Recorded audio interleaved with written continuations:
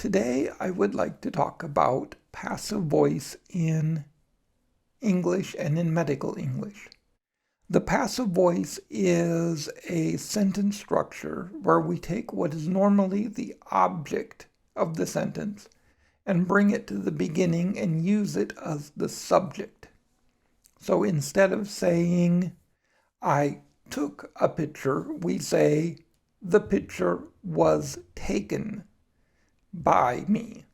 So you notice when we do this, we add a helper verb and we change it to the past tense.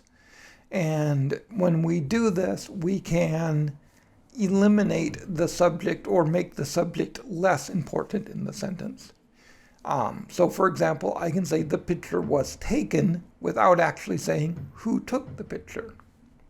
Now, this is one of the reasons that the passive voice sometimes gets a bad reputation in English, because politicians and businesses often intentionally use passive voice in order to hide who the subject was.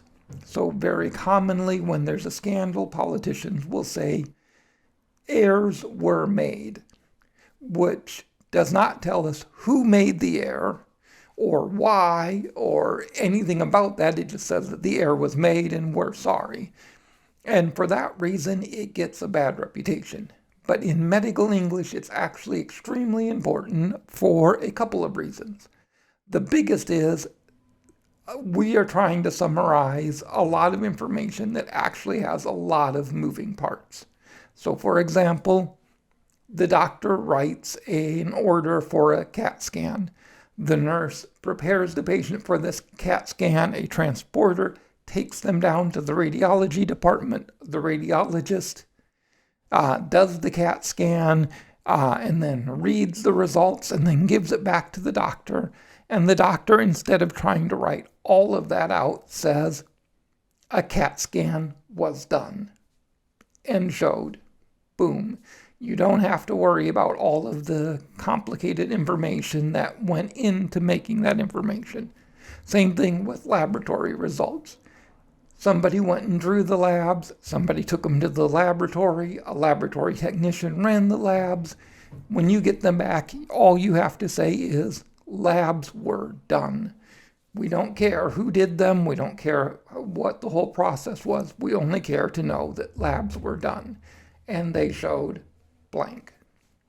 And so that's the primary reason we use passive voice a lot in medical English.